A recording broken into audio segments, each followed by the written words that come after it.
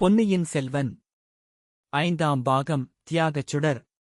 அத்தியாயம் 88 பட்டாபிஷேகம். அருள்மொழிவர்மர் தொடர்ந்து புலவரைப் பார்த்துக் கூறினார், ஐயா, தங்களை இன்னும் ஒன்று கேட்கிறேன்.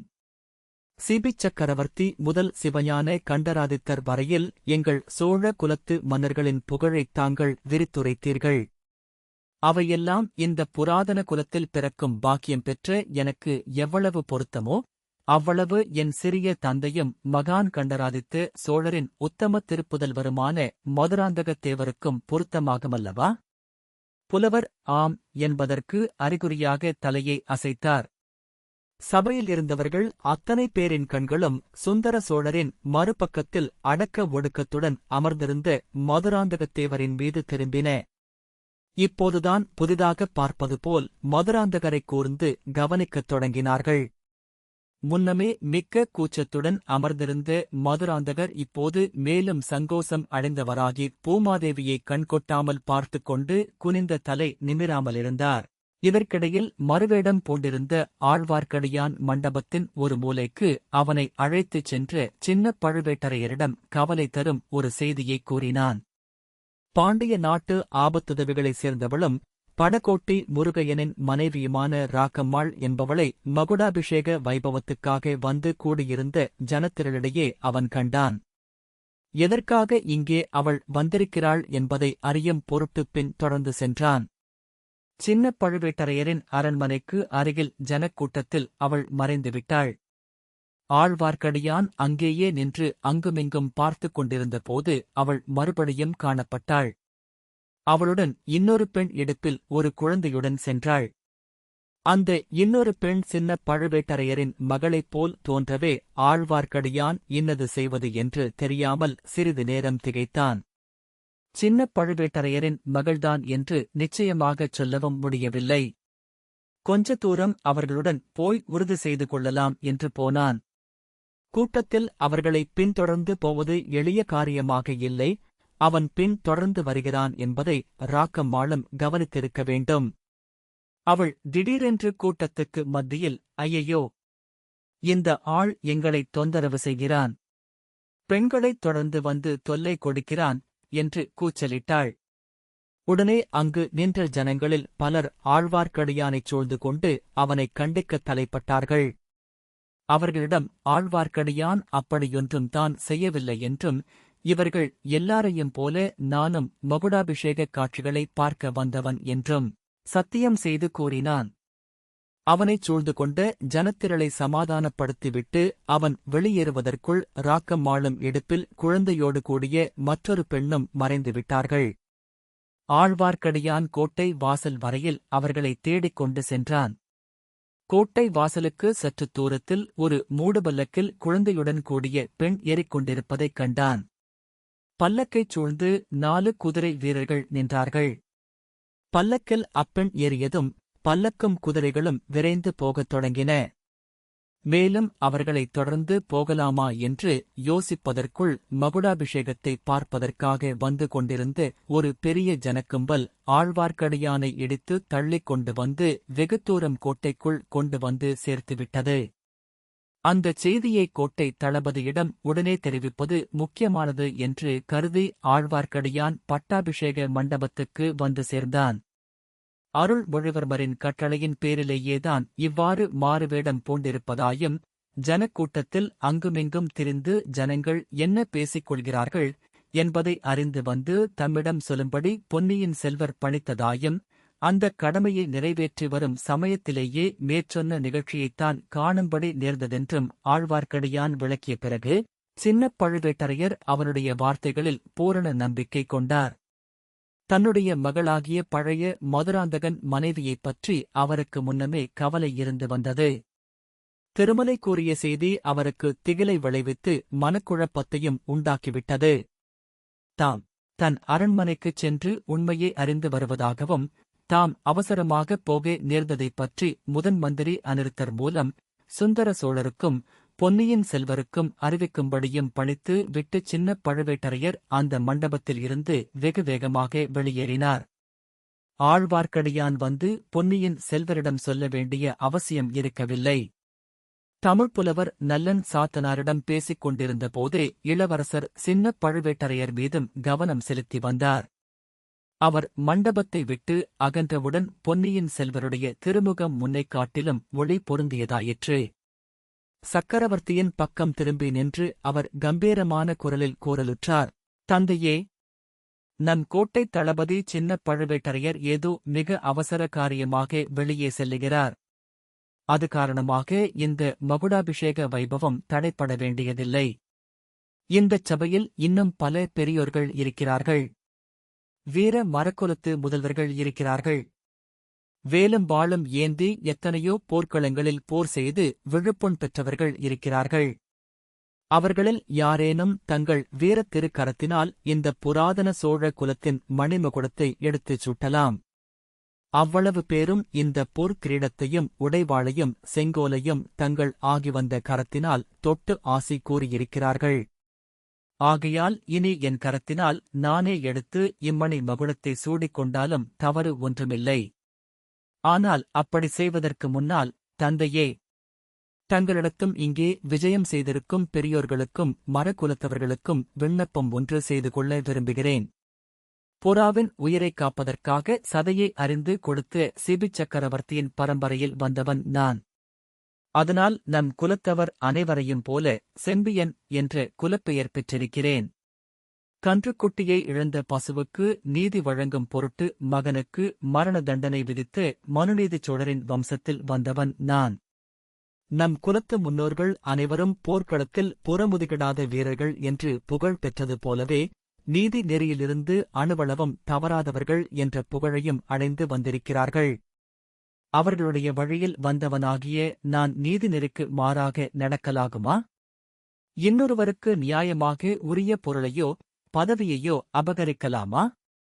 நம் ஆஸ்தான புலவர் நம் குல முன்னோர்களைப் பற்றி அழகான சந்தக்கவியில் பாடி வந்தபோது அவர்கள் அனைவரும் என் மனக்கண் முன்னால் வந்து தரிசனம் அளித்தார்கள்.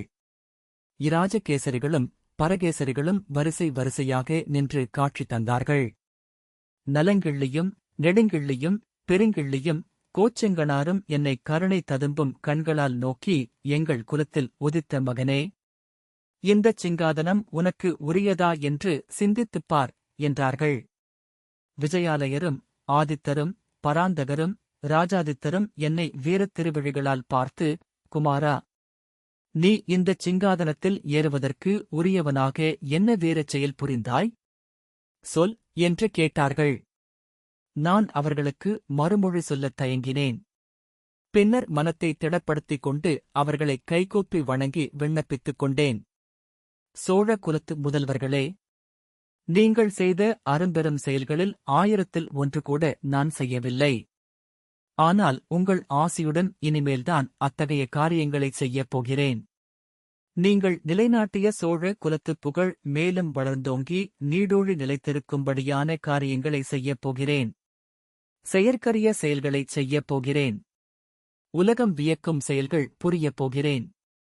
வீராதி வீரர்களாகிய நீங்களை பார்த்து மெச்சும்படியான தீரச் செயல்களைப் புரிந்து உங்கள் எல்லாருடைய வாழ்த்துக்களையும் பெறப்போகிறேன் என்று இவ்விதம் என்னுடைய குலத்து முன்னோர்களிடம் நான் தெரிவித்தேன். அவர்களும் முகமலர்ந்து எனக்கு அன்புடன் ஆசி கூறினார்கள். ஆவேச உணர்ச்சி ததும்புமாறு பொன்னியின் செல்வர் கூறி வந்த சொற்களைக் கேட்டுக்கொண்டு இருந்த அச்சபையில் உள்ளோர் எல்லாரும் ரோமாஞ்சனம் அடைந்தார்கள். அவர்களில் ஒருவர் வீரவேல், வெற்றிவேல் என்று முழங்கிய ஒலி பட்டாபிஷேக மண்டபத்துக்கு வெளியிலும் கேட்டது. அங்கே கூடியிருந்த மக்களிடையே பெரும் கிளர்ச்சியை உண்டாக்கிற்று.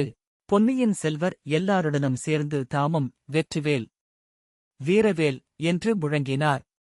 முழக்கம் வழங்கியதும் கூறினார், தந்தையே, சோழ நாட்டு வீரர்களுக்குரிய இந்த முழக்கம் ஒரு சமயம் தங்கள் பாட்டனார் பராந்தக சக்கரவர்த்தியின் காலத்தில் வடபெண்ணைக்கு அப்பால் துங்கபத்திரை கிருஷ்ணாநதி வரைக்கும் கேட்டது. அந்த நதிகளுக்கு அப்பாலுள்ள வேங்கி நாட்டாரும் கலிங்க நாட்டாரும் கல்யாணபுரத்தாரும் மானிய கிடத்தாரும் அந்த முழக்கத்தைக் கேட்டு நடுநடுங்கினார்கள். இன்னும் மேற்கு திசைகளிலும் தெற்கு திசைகளிலும் கிழக்கு திசைகளிலும் 100 மரக்கலங்களில் 1000-10,000 சோழ நாட்டு வீரர்கள் சென்று இந்த நாட்டு வர்த்தகத்தை காப்பாற்றி வந்தார்கள். தந்தையே, தாங்கள் நோய்வாய்ப்பட்டு படுத்த நாளிலிருந்து சோழ நாட்டு வீர முழக்கத்தின் தொனி குறைந்திருக்கிறது. நாலாபுறமும் பகைவர்கள் தலையெடுத்து வருகிறார்கள். வேங்கியும் கலிங்கமும் கல்யாணபுரமும் மானியகேடமும் நம்மை வலுச்சண்டைக்கு அழைக்கின்றன. வடக்கே இமயமலைக்கு அப்பாலிருந்து இந்த பழம் பெரும் பாரத தேசத்துக்கு வந்து கொண்டிருக்கும் பகைவர்களின் பேராபத்தைப் பற்றி அவர்கள் சிந்திக்கவில்லை. சோழ நாட்டின் வளத்தை பார்த்து பொறாமைப்பட்டு புழுங்கிக் கொண்டிருக்கிறார்கள். இலங்கையில் மகிந்தன் இன்னமும் படை திரட்டிச் சேர்த்துக் கொண்டிருக்கிறான். வீரபாண்டியன் இறந்து விட்டாலும் அவனுடைய குலத்தைச் சேர்ந்தவன் என்று யார் தலையிலாவது பாண்டிய நாட்டு மணி மகுடத்தை சூட்டிக் கலகம் உண்டாக்க முயன்று கொண்டிருக்கிறார்கள். மகிந்தனும் பாண்டிய நாட்டு ஆபத்துதவிகளும் சேர்ந்து சதி செய்து வீரத்திலே அபிமன்யுவையும் அரவானையும் நிகர்த்த என் அருமை தமையனார் ஆதித்த கரிகாலரின் உயிருக்கு இறுதி தேடிவிட்டார்கள். மேற்கே சேர மன்னன் பெரியதோர் யானை படையையும் மரக்கலப் படையையும் சேகரித்துக் கொண்டிருக்கிறான். சேரனுக்கு மரக்கலப் படையை தயாரித்துக் கொடுப்பதில் மேற்கு திசையிலிருந்து புதிதாக கிளம்பியிருக்கும் ஒரு முரட்டுக் கூட்டத்தார் உதவி செய்கிறார்கள். சோழ நாட்டைச் சூழ்ந்திருக்கும் புதிய பேரபாயம் இது. தந்தையே, நெடுங்காலமாக அரபு தேசத்தவர்கள் கப்பல் தொழிலில் சிறந்து விளங்குகிறார்கள். சீன தேசம் வரையில் சென்று வர்த்தகம் நடத்தி வருகிறார்கள். நமது நாட்டுத் துறைமுகங்களுக்கும் அவர்கள் அடிக்கடி வந்து செல்வதுண்டு. நாகரிகத்தில் சிறந்த அந்த பழைய அராபியர்களை அடக்கி ஒடுக்கிவிட்டு புதிய அராபிய கூட்டம் ஒன்று இப்போது கிளம்பியிருக்கிறது. அவர்கள் அராபியர்கள்தானா அல்லது அக்கம் பக்கத்து நாட்டவர்களோ நாம் அறியோம். ஆனால் மூர்க்கத்தனத்தில் அவர்களை மிஞ்சியவர்களை எங்கும் காண முடியாது. நானே அவர்களுடைய செயல்களை நேரில் பார்க்கும்படி நேரிட்டது. என்னை சிறைப்படுத்தி அழைத்துக் கொண்டு வருவதற்காக தங்கள் கட்டளையின் பேரில் நம் கோட்டைத் தலைவர் சின்னப் பழுவேட்டரையர் 2 கப்பல்களில் வீரர்களை அனுப்பி வைத்திருந்தார். சுந்தர சோழர் இந்தச் சமயம் குறுக்கிட்டு தழுதழுத்த குரலில், மகனே, அப்படி நான் அனுப்பிய காரணத்தை நீ அறியாயா என்று கேட்டார். தந்தையே, அதை நான் நன்கு அறிந்துள்ளேன்.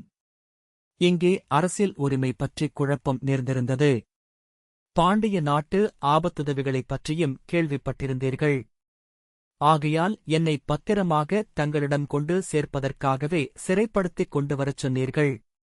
என் மீது தங்களுடைய அளவில்லாத அன்பும் பரிவுந்தான் அத்தகைய கட்டளை இடும்படி செய்தது. எல்லாருக்கும் அது நன்கு தெரியட்டும் என்றுதான் இங்கே சொல்கிறேன்.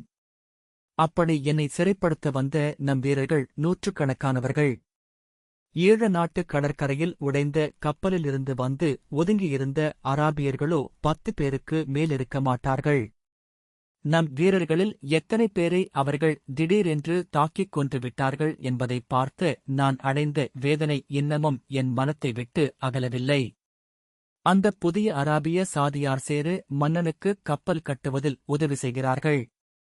அது மட்டுமல்ல, கலிங்க நாட்டாருடனும் தொடர்பு கொண்டு இருக்கிறார்கள். 3 நாட்டாரும் சேர்ந்து சோழ நாட்டுக் கடல் வாணிபத்தை அடியோடு அழித்துவிட தீர்மானித்திருக்கிறார்கள். கடல் கொள்ளைக்காரர்களின் அரபு நாட்டவராயிருந்தால் தான் என்ன, அல்லது நம்முடன் எத்தனையோ விதத்தில் தொடர்பு கொண்ட சேர தேசத்தாராயிருந்தால் தான் என்ன? நம் கடல் வாணிகத்தை காப்பாற்றிக் கொள்ள வேண்டுமானால் நமது கடற்படையை பெருக்கிக் கொள்ள வேண்டும். 1000 புதிய மரக்கலங்களை கட்ட வேண்டும். புதிய புதிய மாலுமிகளை பழக்க வேண்டும். கப்பலில் இருந்து கொள்ளைக்காரர்களுடன் போரிடக்கூடிய வீரர்களை சேர்க்க வேண்டும். கீழே கடலில் உள்ள தீவுகளில் எல்லாம் புலிக்கொடியை நாட்டி ஆங்காங்கே நம் வீரர்களை நிறுத்தி வைக்க வேண்டும். தந்தையே, இந்த காரியங்களையெல்லாம் செய்வதாக நம் குலத்து முன்னோர்களுக்கு நான் வாக்குறுதி அளித்திருக்கிறேன். அதை நிறைவேற்றுவதற்கு தங்களுடைய அனுமதி வேண்டும். இந்தச் சபையில் உள்ள பெரியோர்களின் சம்மதமும் வேண்டும். இவ்வாறு பொன்னியின் செல்வர் கூறி நிறுத்தியவுடன் சுந்தர சோழர், மகனே, சோழ குலத்து வீரப்புகழை நீ வளர்ப்பதற்கு நான் தடை செய்வேனா? சோழ நாட்டுக் கடல் வாணிபத்தை பாதுகாப்பதற்கு இந்த மகா சபையில் உள்ள பெரியவர்கள்தான் தடை சொல்லப் போகிறார்களா என்றதும் மீண்டும் அச்சபையில் வீரவேல், வெற்றிவேல் என்று முழக்கம் எழுந்தது. தந்தையே, தாங்களும் இச்சபையோரும் தடை சொல்ல மாட்டீர்கள். நான் ஏற்கும் காரியங்களில் வெற்றியடைய வேண்டும் என்று ஆசி கூறியும் அனுப்புவீர்கள். தங்கள் ஆசி நிறைவேறி நான் எடுத்த காரியங்களில் வெற்றி கிடைக்க வேண்டும் என்றால் முதலில் என் உள்ளத்தில் நிம்மதி ஏற்பட வேண்டும். நேர்மையற்ற காரியம் எதையும் நான் செய்யவில்லை. என் குலத்து முன்னோர்கள் அங்கீகரிக்க முடியாத செயல் எதுவும் நான் புரியவில்லை.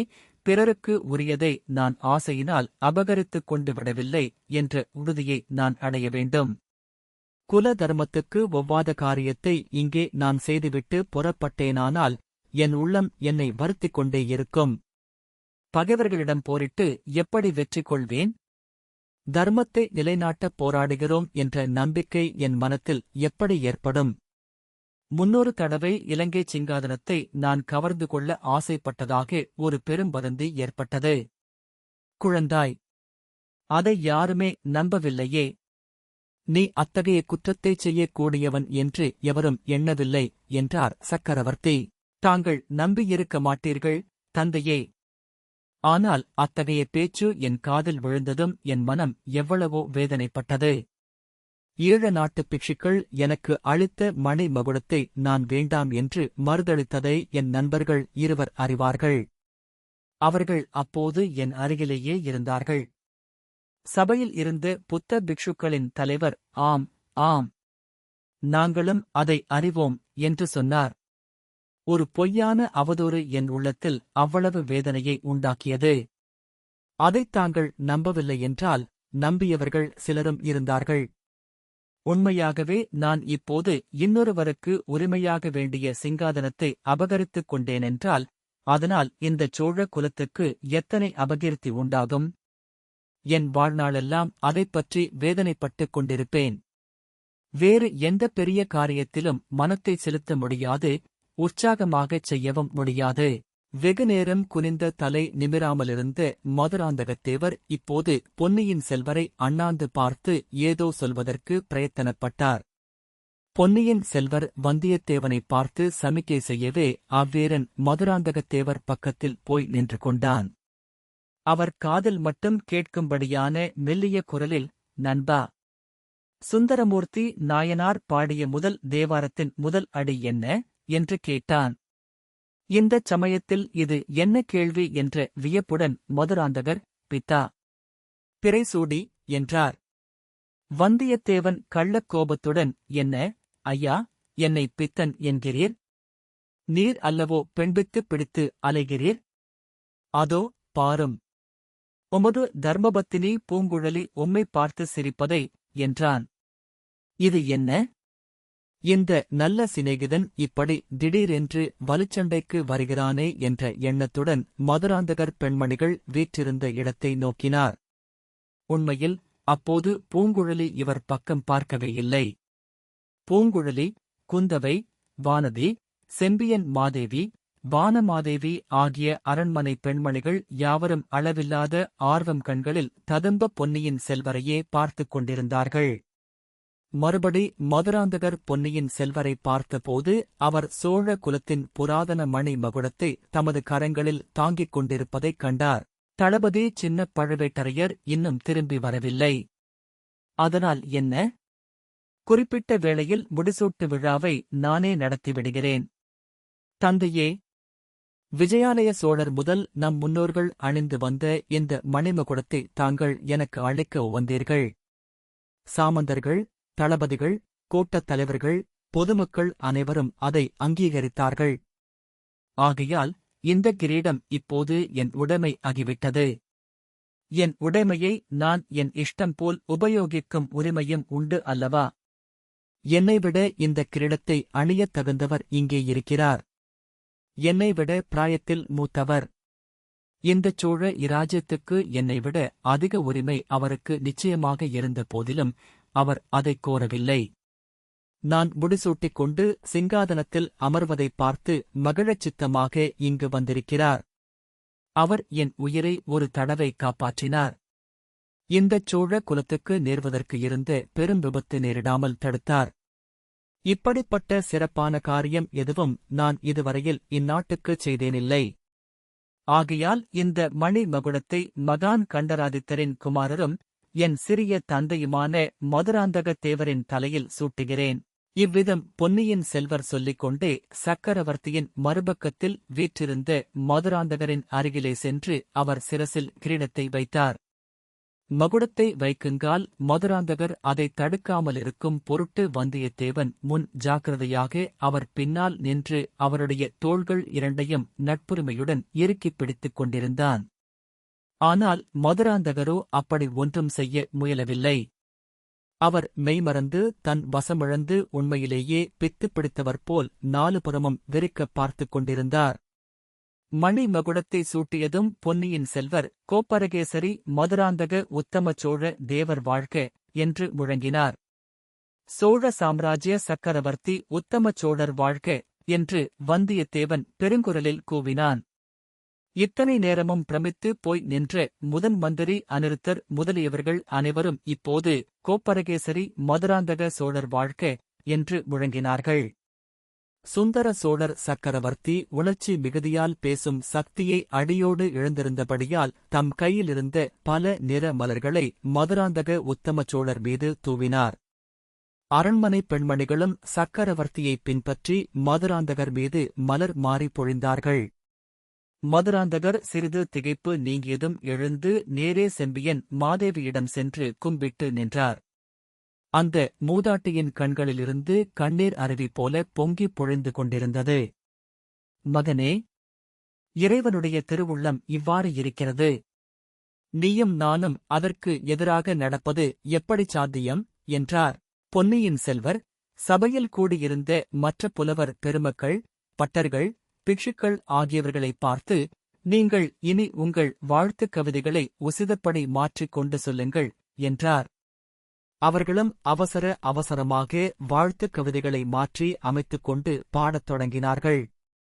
மதுராந்தக உத்தம சோழருக்கு மணி மகுடம் சூட்டப்பட்ட சிறிது நேரத்துக்குள்ளே அந்தச் செய்தி தஞ்சை வீதிகளில் கூடியிருந்த மக்களிடையில் பரவிவிட்டது. அது விரைவாக பரவுவதற்கு வந்தியத்தேவனும் ஆழ்வார்க்கடியானும் பெரிதும் காரணமாக இருந்தார்கள். பொன்னியின் செல்வர் கட்டளைப்படி அவர்கள் வீதிகளில் ஆங்காங்கே ஆட்களை நிறுத்தியிருந்தார்கள். அவர்களிடமெல்லாம் அவசரமாகச் சென்று சொல்லி, கோப்பரகேசரி உத்தம சோழர் தேவர் வாழ்க என்று முழங்கச் செய்தார்கள். இளவரசர் அருள்மொழிவர்மர் தமக்கு அளிக்கப்பட்ட இராஜ்யத்தை தம் சிறிய தந்தை மதுராந்தகருக்கு அளித்துவிட்டார் என்றும், கடற்கொள்ளைக்காரர்களை அடக்குவதற்காக பெரிய கப்பல் படை சேர்த்துக் கொண்டு சீக்கிரம் புறப்படப் போகிறார் என்றும் வாய்மொழியான செய்தி மக்களிடையே விரைந்து பரவிக் கொண்டிருந்தது. சிலர் இதை உடனே நம்பினார்கள். பொன்னியின் செல்வரின் பெருங்குணத்தைக்கு இது உகந்ததே என்று அவர்கள் கருதினார்கள். இன்னும் சிலர், கையில் கிடைத்த பேரரசையார்தான் இன்னொருவருக்குக் கொடுப்பார்கள் என்று ஐயுற்றார்கள். ஏக காலத்தில் பலவாறு பேசிய 10,000கணக்கான குரல்களும் வாழ்க வாழ்க என்னும் முழக்கங்களும் சேர்ந்து புயற்காற்று அடிக்கும்போது அலைக்கடலில் கிளம்பும் பேரொலியைப் போல் ஒலித்தன. கொஞ்ச நேரத்துக்கெல்லாம் அலங்கரிக்கப்பட்ட பட்டத்து யானையின் மீது அமைத்த பொன்மயமான அம்பாரியில் அமர்ந்து மதுராந்தக உத்தம சோழர் பவனை கிளம்பியதும் எல்லா சந்தேகங்களும் மக்களுக்கு தீர்ந்துவிட்டன. யானையின் கழுத்தில் யானைப்பாகனுடைய பீடத்தில் அமர்ந்திருப்பவர் பொன்னியின் செல்வர் என்பதைக் கண்டதும் மக்களுடைய உற்சாகம் எல்லை கடந்ததாயிற்று. கோப்பரகேசரி மதுராந்தக உத்தம சோழர் வாழ்க என்று மக்களின் குரல்கள் முழங்கின. ஆனால் அவர்களுடைய உள்ளங்களில் பொன்னியின் செல்வரின் செயற்கரின் செயலே குடிகொண்டிருந்தது. அதை எண்ணியதனால் அவர்களுடைய அகங்களைப் போல் முகங்களும் மலர்ந்திருந்தன. பொன்னியின் செல்வர் மணி மகுடம் சூட்டிக்கொண்டு பவனி வந்தால் மக்கள் எவ்வளவு குதூகலத்தை அடைந்திருப்பார்களோ அதைவிட பன்மடங்கு அதிகமான குதூகலத்தை இப்போது வெளியிட்டார்கள். இமயமலை சிகரத்தில் புலி இலச்சினையை பொறித்த கரிகால் பெருவளத்தானை பொன்னியின் செல்வர் மிஞ்சிவிட்டார் என்றும், தியாக சிகரத்தில் இவர் தமது இலச்சினையை என்றும் அழியாத வண்ணம் பொறித்து விட்டார் என்றும் அறிஞர்கள் மகிழ்ந்தார்கள். சாதாரண மக்களோ அப்படியெல்லாம் அணி அலங்காரங்களையும் உபமான உபமேயங்களையும் தேடிக் கொண்டிருக்கவில்லை. மதுராந்தகர் தலையில் மணி மகுடத்தை சூட்டிவிட்டு பொன்னியின் செல்வர் பட்டத்து யானையை ஓட்டிக் கொண்டு செல்லும் காட்சி அவர்கள் உள்ளத்தை பரவசப்படுத்திவிட்டது. ஆடிக்கொண்டும் பாடிக்கொண்டும் சிரித்துக் கொண்டும் வாழ்த்திக் கொண்டும் ஒருவரையொருவர் கட்டித் தழுவிக்கொண்டும் மலர்களைத் தூவிக்கொண்டும் மஞ்சள் நிற அக்ஷதையை வாரி இறைத்துக் கொண்டும் மக்கள் ஒரே கோலாகலத்தில் தங்களை மறந்து ஆழ்ந்திருந்தார்கள். இவ்விதம் குதூகலத்தினால் மெய்மறந்து கூத்தாடிக் கொண்டிருந்த மாபெரும் ஜனக்கூட்டத்திடையே பட்டத்து யானையை செலுத்திக் கொண்டு போவது எளிய காரியமாயில்லை. பொன்னியின் செல்வரும் அவசரப்படாமல் ஜனங்களின் குதூகலத்தை தாமும் பார்த்து கவனித்துக் கொண்டு அங்கங்கே அறிமுகமான முகம் தென்பட்ட போதெல்லாம் ஏதேனும் வேடிக்கையாக பேசிக் கொண்டும் மெல்ல மெல்ல யானையை செலுத்திக் கொண்டு போனார். வீதி வலம் முடிந்து அரண்மனைக்கு திரும்புவதற்குள் மாலை மயங்கி முன்னிரவு வந்துவிட்டது. வானத்து விண்மீன்களுடன் வீதிகளில் ஏற்றிய தீபங்கள் போட்டியிட்டு பிரகாசித்தன. அரண்மனை மேலே இருந்து மலர் மாறிப் பொழிந்தது. யானை பாகா, யானை பாகா என்று ஓர் இனிய குரல் கேட்டது. பொன்னியின் செல்வர் அண்ணாந்து பார்த்தபோது வானதியின் புன்னகை மலர்ந்த முகம் அங்கே தோன்றியது. பெண்ணே, அஞ்ச வேண்டாம். மதுராந்தக உத்தம சோழரின் தர்ம இராஜ்யத்தில் யானையும் புலியும் கலந்து உறவாடும், பூனையும் கிளியும் கொஞ்சி குலாவிக் கூடி விளையாடும் என்றார் பொன்னியின் செல்வர்.